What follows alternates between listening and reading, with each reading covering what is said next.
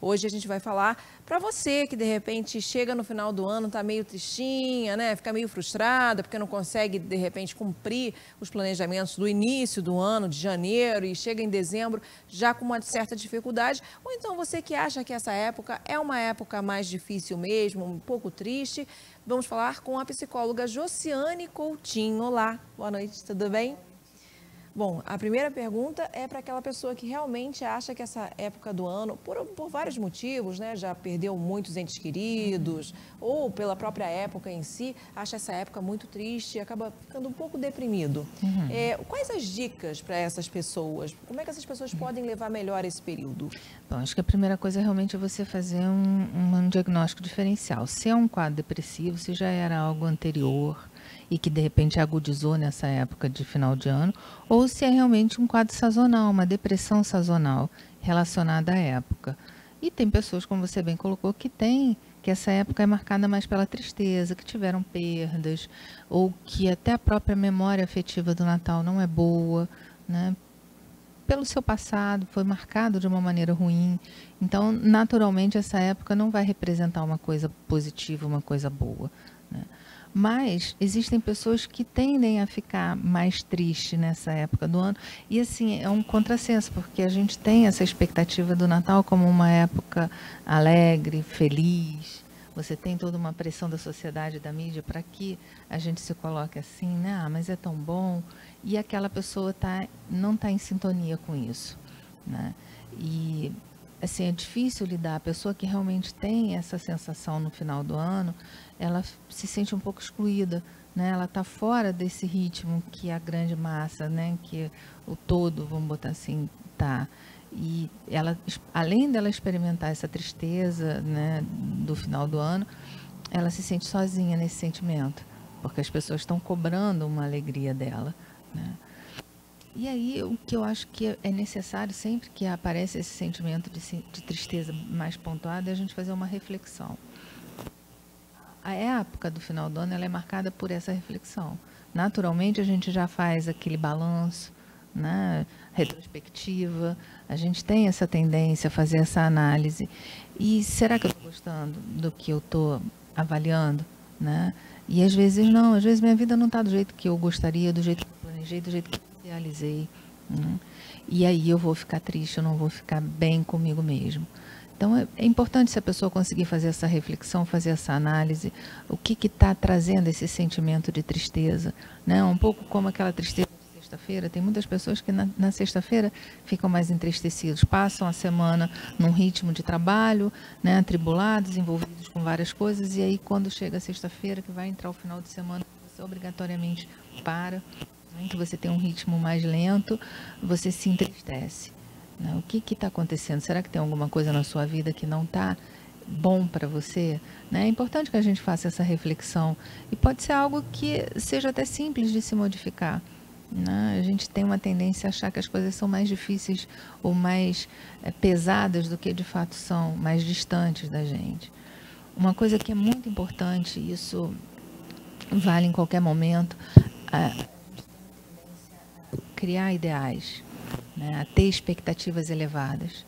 Se a expectativa elevada ela é boa por um lado, porque ela te impulsiona, ela pode ser muito prejudicial por outro lado, porque ela vem como um peso se você não atinge aquele ideal que você se colocou, né? Então, aquilo pode representar um peso. A gente precisa usar bem, tem uma medida certa entre o real e o ideal, né? E tem uma frase que eu ouço muito em casa, né? O bom é inimigo do ótimo. Então, às vezes, a gente coloca uma expectativa muito grande e não se permite ficar feliz e de bem com o que a gente tem, né? Eu acho que essa reflexão e ajustar essa dosagem do que eu quero com o que efetivamente eu consigo. Agora, uma outra questão, você está falando uma coisa importante que já dá sequência para outra pergunta que eu vou fazer para você. Como é que a pessoa pode fazer o planejamento dela e executar esse planejamento para que chegue em dezembro de 2018 com uma sensação mais de realização, de que conseguiu sim superar determinados desafios na vida dela? Bom, superar desafios é um desafio, né? A gente nunca tem certeza de que a gente vai alcançar os nossos objetivos. E quando a pessoa traz isso com essa certeza, né? Eu vou alcançar, eu vou conseguir, e por qualquer motivo não alcança exatamente daquela forma como ela planejou, ela se frustra de uma forma muito pesada, muito ruim, né? Então, eu acho que a gente não...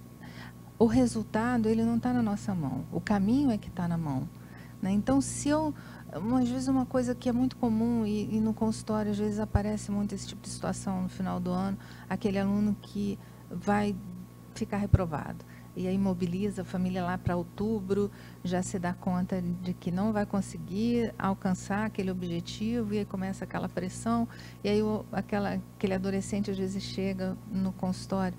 Mas aí, se você olhar, ele fez o que ele devia, né? Ele realmente estudou, ele se dedicou, e por qualquer motivo ele não conseguiu, seja porque não teve um bom aprendizado, ou porque tem alguma necessidade mais especial naquele momento, às vezes um déficit de atenção, alguma coisa, e não conseguiu, tudo bem, né?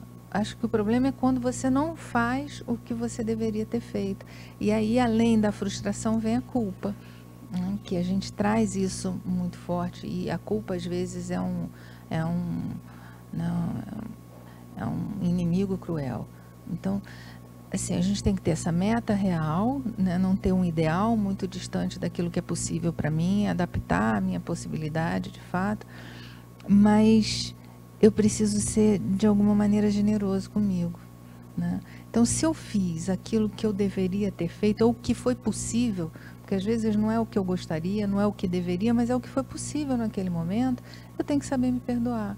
E aí eu acho muito bacana essa coisa do Natal, porque o que o cristão traz como forte no Natal? O perdão, né? O que marca o Natal é o perdão, é o amor, é a caridade, enfim. Mas o que vem mais forte para mim, pelo menos, é o perdão. Só que a gente fala em perdoar o outro, né? Antes de perdoar o outro, eu tenho que me perdoar. Se eu não me perdoo, se eu não estou de bem comigo, se eu não estou em paz com o que foi possível para mim, né? O resto todo fica muito mais difícil. Bom. E aí, só para eu concluir, a gente tem o perdão e a fé. E a fé, nesse sentido do percurso, de fazer o que eu tenho que fazer, sabedor de que eu vou chegar em algum lugar. Pode não ser naquele lugar que eu idealizei, mas eu vou chegar em algum lugar, e aquele lugar de alguma forma vai ser bom. Então, pegando essa deixa, né, do que o cristianismo traz, da fé e do perdão, se a gente traz isso de uma maneira mais real e menos idealizada ou fantasiosa, como algo que vem do outro, como algo, né, excepcional, se eu pratico esse perdão comigo e exercito essa fé no meu dia a dia, de seguir o meu caminho, de fazer o que eu tenho que fazer e de confiar que eu vou chegar em algum lugar, eu acho que eu minimizo bastante. Tá certo. Para você que está aí em casa, que está passando por uma dificuldade com relação a esse período natalino, de reinício de ano, finalização de um ano e início de outro, estão aí algumas palavras para que você possa ter um fortalecimento e possa começar o ano de 2018 pensando de uma maneira diferente. Quem quiser entrar em contato com você, como é que pode fazer? Pode me procurar na Vila Ester, na Clínica Vila Ester, 2237-7368. Muito obrigada mais uma vez pela sua presença e Feliz Natal. Para você também.